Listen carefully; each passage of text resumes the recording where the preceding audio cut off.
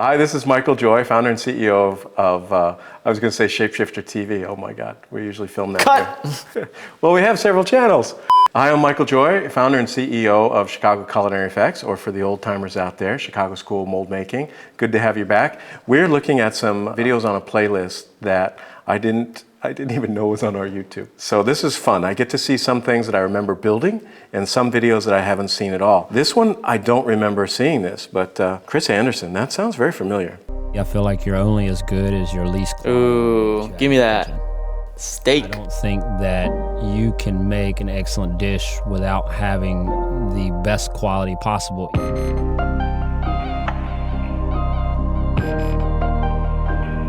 We have to essentially immerse ourselves into the food culture and into what farmers are doing and what is in our backyard. So this takes a certain type of person to be able to do this. I don't know if the right word for it, I don't have the vocabulary, but whenever I saw fussy, I think of molecular gastronomy, which was extremely important. It was these artistries on a plate, but the demands that it put on the kitchen was near insanity level. There was only a few people not a few, that sounds diminishing. Given the global population, that most people eat to fill their belly, and others go to eat and see the opera happen. You know, it's different. And there's other that they're older and food is sex.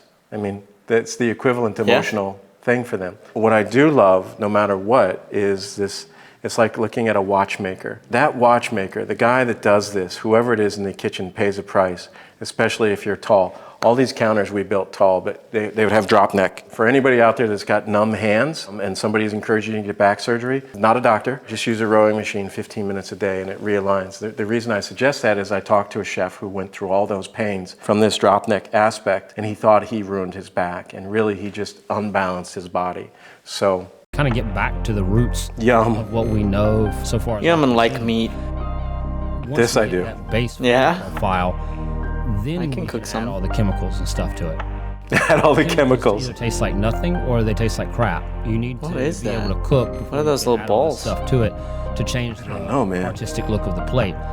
But this is why everybody started taking pictures of stuff. Yeah. They're compositions. Colloids. Yeah, that makes sense. To manipulate the way a potato? it looks, from the mouthfeel of it to the crunch. No, that's truffle. Whatever it is that you're trying to accomplish with textures and with artistry. That's So what for the truck stop eaters out there, they're like, you know, they would go to a restaurant like this and leave pissed and hungry. But for the people And they get who so little, and they pay like $300 for well, there's a course, but remember, you're not paying to fill your belly necessarily. Right, you're paying for the experience. This is, oh, I'd like to go eat some art, you know? Yeah. And remember, it's not always just about what food is on the plate. It's about the people you're with. However, I would talk to some chefs, and some of them would. There was a restaurant here called Moto in Chicago that met a tragic end. The chef died. So chefs that would come in town, they would always go to a few restaurants, and Moto was one of them because he was very, very experimental. And I remember Flavio Federico, my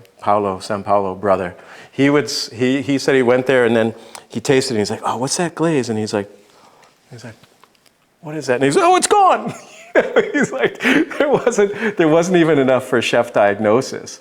And then they would have to go get a burger afterwards. When you look at this is why food photography became so exquisite. Now with AI, it's a whole nother, there's a lot that can go on that it looks good, but maybe it isn't good.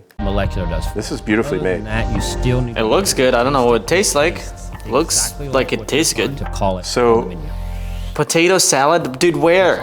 Okay, this is not the type of stuff that you just go, oh, that's a potato, that's a potato. These are things that you kind of break into. Yeah. You'll take a little bit of this, and you recreate a flavor composition. In restaurants that serve this way, the staff that comes out to bring you the food, I don't know what they're called in the high end. For me, in my day, it was a waiter and a waitress. Right now, that's some sort of diminishing thing. A server sounds more diminishing to me. Industry, please come up with a better... Yeah. In the wine world, they get sommelier, you know, let's have these people, because they come out and they understand the food. They understand how it works together. They've been trained. They love food. They're not just there for the tip. They're there because it's a celebration for them as well. And when you have a person like that can explain what's on the plate, because you need a running start. You can't tell what it is. It's like, okay, I even would go to some restaurants and I would call somebody out and I'd be like, how do I eat this? You know, I use a fork? And I didn't care. I would just be like, what's the way to do this? Because I would see a lot of people like, is it a piñata? Is it, you know, do I use a knife? nobody wants to be embarrassed in and this. asking is not embarrassing. And Curtis Duffy's restaurant,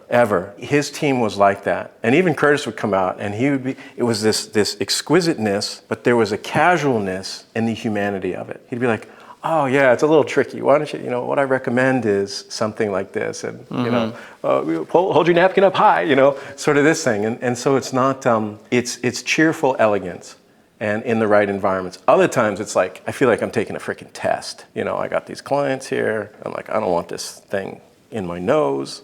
I got the microgreen here. No one's telling me. So you got to go in with friends.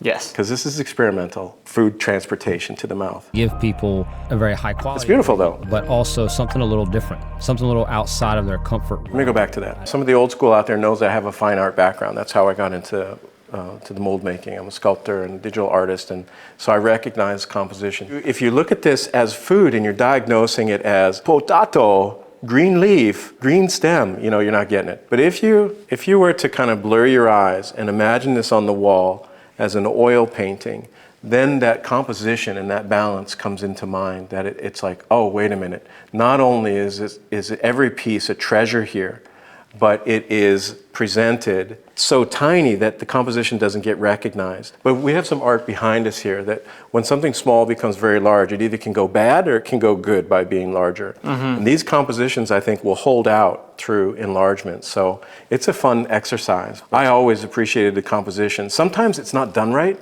and it just looks like somebody didn't quite have the hang of it. And the composition comes out and it just looks like spilled potato chips, but not this guy. A very high quality ingredient, but also something a little different, something a little outside of their comfort realm. I utilize all these different kinds of potatoes. We've got a large variety now that we can use in America, from fingerlings to little babies to full growns, but some are waxy, it's like a riverbed. Some are starchy. You kind of need to play around and figure I like out those what is potatoes. best The potato purple ones for are this really good. application. This reveal looks like it was cleaned up before it was revealed. Yeah. Because what happens with these molds is some people is not pointing at him. This is me saying thank you for making something look sexy. But this is YouTube magic. So I want to appreciate it, but I also want to say that in the two-part molds that people used to put together with the spheres, they would jam a piping tip in the middle, and then they go, poof, and then what happens is the air couldn't escape. So the two mold halves kind of lift up, and then it flashes. That's a mold you're making a lot of work for yourself. So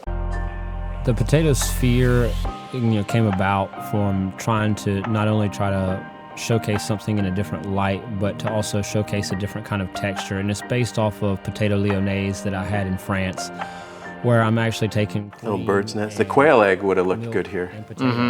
Creating a base. I wonder if we didn't have that mold ready yet. And Kappa carrageenan, pouring it into a sphere mold. So it almost becomes like, at this point, I would bring that plate up to my face as a work table.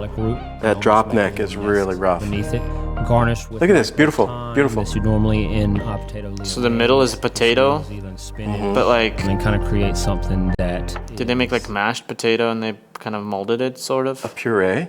Right, it's puree. Well, mashed puree potato, same thing. is more fine. Yeah, mashed is mashed is not quite smashed as potatoes, we used to call them. My favorite. And herbaceous with a very garlicky kind of twist. Potatoes are super versatile. A little gelatin. I'll take potato starch, add some water, add a little bit of salt, get it to the right consistency. No? Cook it, Okay. And then once I spread don't know. it out, dehydrate it, it comes out almost like a clear potato glass. It's what he said, potato Deep fry starch. that. And essentially at the end, it tastes like a potato chip because you're utilizing potato starch. Magic. This is a way to still be able to have that potato chip taste and flavor without. Remember in that other video I talked about carrying something out to the table? What do you need, a caulk gun? You think it's gonna fly off? I mean, I don't know, bro. You see that posture that I'm talking about here? That's really, really tough.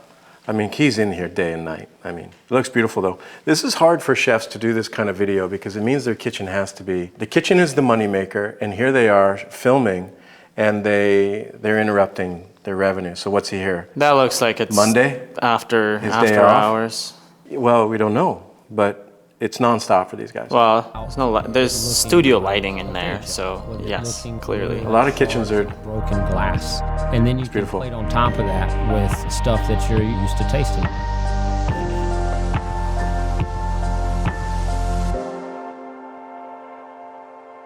Oh, look at that. So this is terrific. Brought to you by potatoes.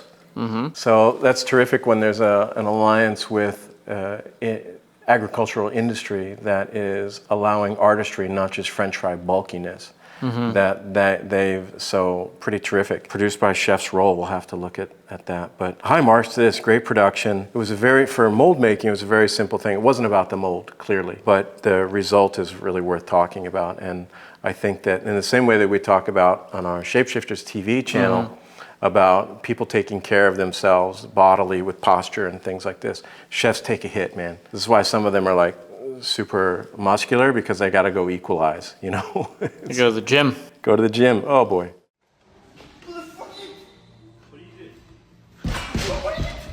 The fact is, there are several skilled mold makers out there who can make a beautiful mold, but if they're not in tune with what your needs are, you're going to have a beautiful mold that just doesn't work.